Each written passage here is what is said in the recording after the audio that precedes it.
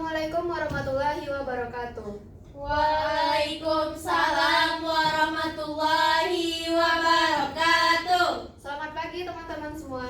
Pagi. Oke, salam sejahtera bagi kita semua dan semoga kita berada dalam keadaan baik dan sehat-sehat saja. Terima kasih kepada teman-teman yang sudah menyempatkan waktu, pikiran, dan tenaga sehingga acara hari ini berjalan dengan lancar. Perkenalkan, saya Wulandari yang akan memandu acara penyuluhan pada hari ini, yaitu mengenai dampak korupsi. Kenalkan rekan-rekan saya ada Zahwa, Tari, dan Fiora.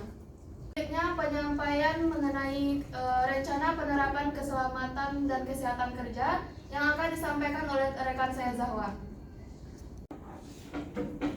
Baiklah, di sini saya akan membacakan tentang keselamatan dan kesehatan kerja dalam pelaksanaan penyuluhan anti korupsi. Karena kita berada di lantai 3, beberapa himbauan ini tentang keselamatan dalam listrik. 1. Jangan membebani soket listrik secara berlebihan, bukan berarti ada 4 lubang untuk 4 colokan atau koneksi nantinya. 2. Bahan yang mudah terbakar seperti kertas mungkin tidak disimpan pada atau di dekat stop kontak listrik atau koneksinya. 3. Jangan menggunakan atau bersentuhan dengan kabel jika tangan dalam keadaan basah. 4. Jangan pernah menarik steker dari stop kontak dengan menarik kabelnya. Pegang kepalanya kalau menarik. 5. Jangan tempelkan apapun selain colokan di stop kontak. Kalau cek arus, hati-hati.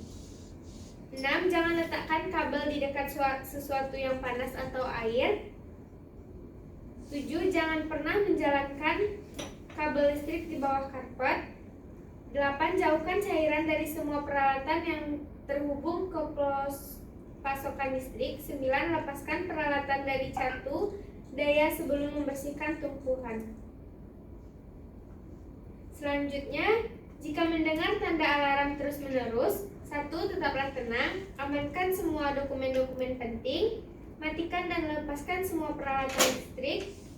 4. Dengarkan baik-baik pengumuman yang disampaikan fasiliti manajemen melalui pengeras suara dan ikuti petunjuk yang diberikan oleh flow warder. 5. Jika kebakaran tidak dapat dikuasai, tutup semua pintu ruangan yang terbakar dan segera tinggalkan tempat tersebut melalui tangga darurat terdekat. Jangan menggunakan lift. Cara evakuasinya: 1. Jika mendengar bunyi alarm secara terus-menerus dari kontak hidran flower warden, akan segera memberikan petunjuk evakuasi atau pengungsian. 3. Jangan menghalangi orang lain yang masuk ke tangga darurat dari lantai di bawahnya. 4. Jangan kembali untuk mengambil barang-barang jika sudah berada dalam tangga darurat atau keluar dari gedung. 5. Floor warden bertanggung jawab melakukan prosedur evakuasi. 6. Semua orang yang akan dievakuasi harus langsung menuju titik kumpul sampai pada petunjuk selanjutnya. 7. Instruksi untuk kembali ke gedung diberikan oleh fasiliti manajemen setelah keadaan dinyatakan aman. Selanjutnya, jika terjadi gempa bumi, beradalah di bawah meja yang dapat memberikan keamanan serta udara yang cukup. 2. Carilah kolom bangunan atau lorong yang memungkinkan tidak terdapat benda-benda yang dapat roboh di area kerja. 3. Tangga darurat gedung adalah area yang paling aman dari reruntuhan. 4. Jauhkan dari jendela, rak buku, lampu atap, tempat file, dan barang-barang berat lainnya yang dapat jatuh dan melukai kita. 5. Jika kita berada dalam lift, usahakan segera keluar dari lift. 6. Tunggu sampai ada instruksi korupsi selanjutnya dari pengelola gedung. 7. Tetap tenang, jangan panik. 8. Jangan menggunakan lift. 9. Jika kita berada di luar, jauhi gedung. Sekian keselamatan kerja yang dapat saya sampaikan. Saya kembalikan kepada moderator. Terima kasih kepada rekan saya Zahwa. Selanjutnya mari kita dengarkan penyampaian materi mengenai dampak korupsi oleh rekan saya Vio. Kepada rekan saya Vio dipersilahkan.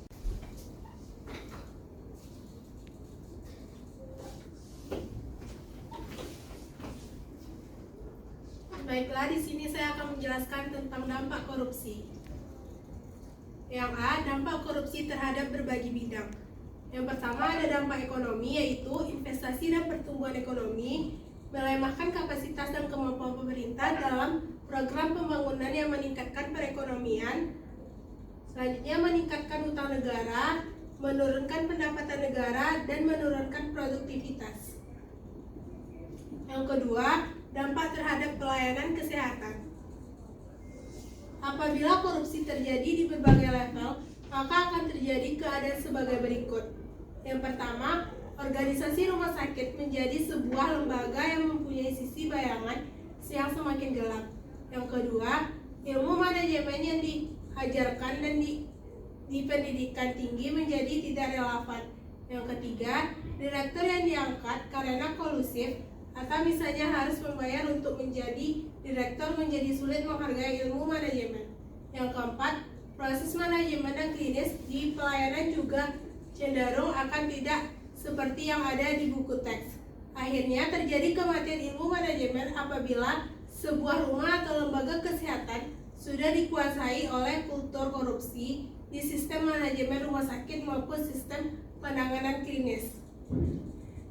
Yang ketiga ada dampak sosial dan kemiskinan masyarakat. Yang pertama, meningkatkan kemiskinan korupsi dapat meningkatkan kemiskinan karena tingkat korupsi yang tinggi dapat menyebabkan kemiskinan. Yang kedua, tingginya angka kriminalitas korupsi menyebabkan berbagai jenis kejahatan yang lain dalam masyarakat. Yang ketiga, ada moralisasi korupsi yang menjadi di lingkungan pemerintahan dalam penglihatan masyarakat umum akan menurunkan kredibilitas pemerintah yang berkuasa.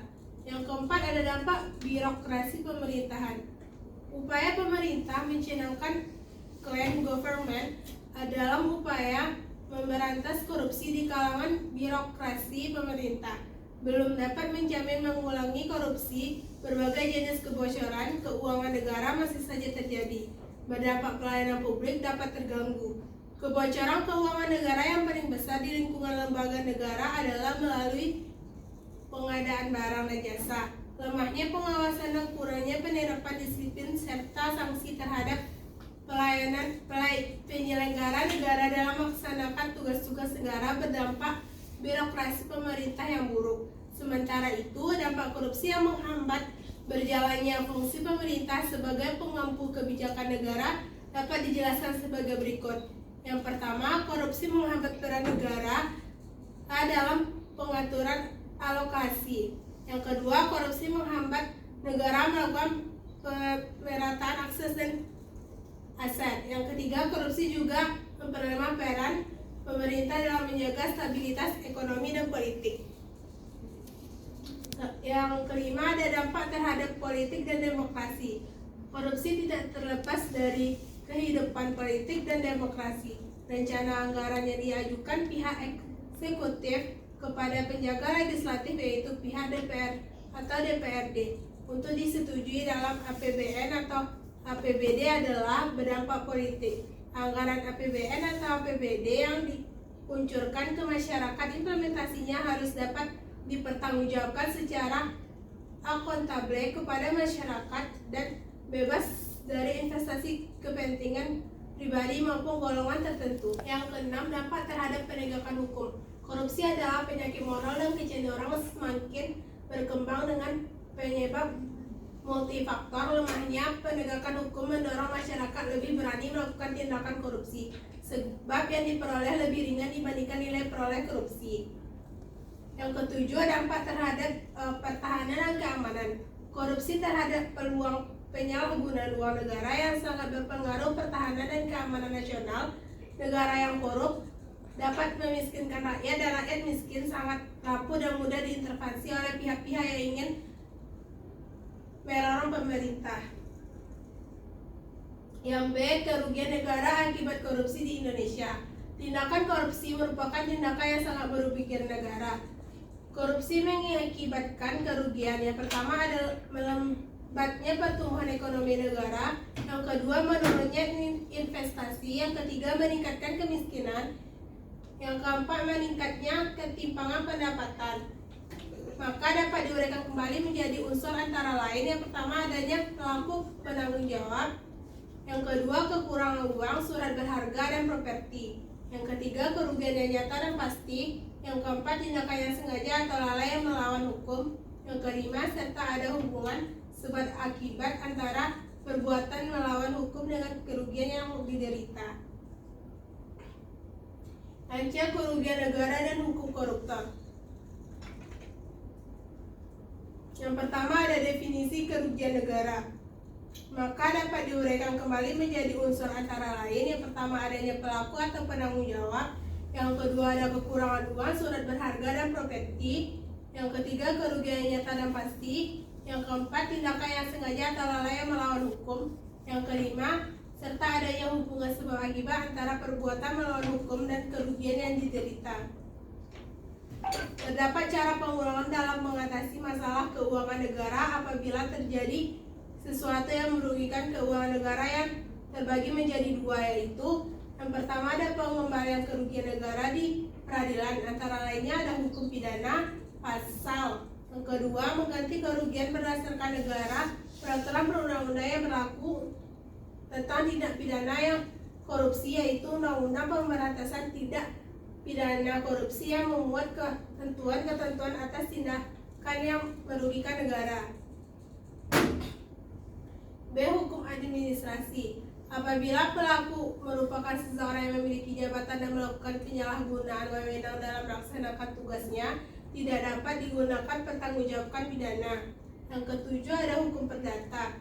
Jika terjadi kerugian negara diakibatkan suatu perusahaan atau perseroan terbatas, maka negara akan bertindak sebagai penggugat dan menggugat persero secara perdata agar dapat mengembalikan kerugian tersebut. Yang kedua, pengembalian kerugian negara di luar peradilan antara lain ganti kerugian atau tuntutan bebas dalam ganti ke. Fungsi PPK dapat dikategorikan menjadi 4. Yang pertama yaitu fungsi pemeriksaan, fungsi rekomendasi, fungsi kuasi yudisial, dan fungsi legislasi.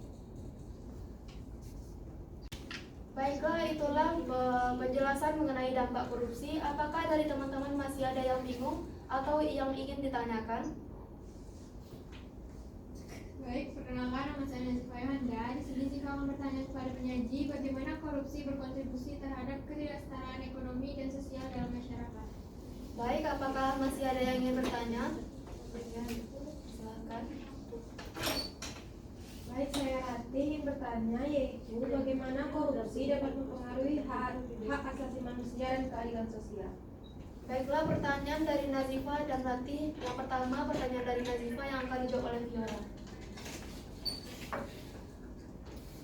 Baiklah, di sini saya akan menjawab pertanyaan dari Nazifa. Pertanyaannya adalah bagaimana korupsi berkontribusi terhadap ketidaksetaraan ekonomi dan sosial dalam masyarakat. Yaitu korupsi memperburuk ketidaksetaraan ekonomi dan sosial dengan mengalihkan sumber daya dari program-program publik yang berpotensi meratakan kesempatan kepada mereka yang membutuhkan. Hal ini juga menciptakan lingkungan bisnis yang tidak sehat, memperkuat elit koruptif, dan melemahkan sistem keadilan sosial. Apakah Nazifa bisa paham dengan jawaban yang diberikan rekan saya? Selanjutnya, pertanyaan dari Rati yang akan dijawab oleh rekan saya juga. Baiklah, saya akan menjawab pertanyaan dari Rati. Bagaimana korupsi mempengaruhi hak asasi manusia dan keadaan sosial?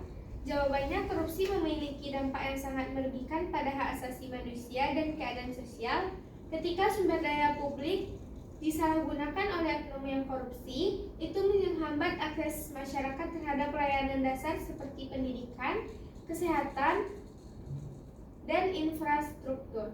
Hal ini juga menciptakan ketidaksetaraan yang lebih besar di dalam masyarakat, memperkuat siklus kemiskinan masyarakat, dan menghalangi upaya untuk mencapai keadilan sosial. Terima kasih. Apakah Rati paham dengan jawaban yang diberikan oleh rekan saya Zahwa? Terima kasih kepada rekan saya Zahwa. Selanjutnya, apakah dari teman-teman ada yang dapat menyimpulkan mengenai materi tadi? Ada. Dipersilahkan kepada Suci. Baik, sebelumnya terima kasih kepada tim penyuluhan yang telah menyampaikan materi pada kesempatan kali ini. Saya dapat menyimpulkan dari penyuluhan tadi bahwasannya korupsi itu dapat memperlambat pertumbuhan ekonomi, dan korupsi itu kan menurunkan tingkat investasi. Korupsi juga menurunkan kualitas sarana dan prasarana, serta korupsi juga menampakkan ketimpangan pendapatan serta menyebabkan kemiskinan. Sekian. Terima kasih Suci. Mengenai dampak korupsi, dapat kita simpulkan bahwa korupsi sangat buruk bagi ekonomi dan keutuhan negara. Dan sangat penting bagi kita untuk membekali masyarakat, terutama generasi muda tentang dampak korupsi agar tidak terjadi tindak pidana korupsi lagi. Kita dengarkan kesimpulan dari Observer mengenai acara penyuluhan pada hari ini. Dipersilakan kepada rekan saya Tari. Baiklah, perkenalkan nama saya Tari. Di sini saya selaku observer dalam penyuluhan hari ini. Di sini saya akan menyimpulkan penyuluhan kita pada hari ini berjalan dengan baik, dengan lancar dan juga pematerian sangat baik. Hanya saja untuk audien kedepannya lebih fokus kepada materi dan tidak terlalu fokus kepada HP. Selanjutnya saya kembalikan kepada moderator.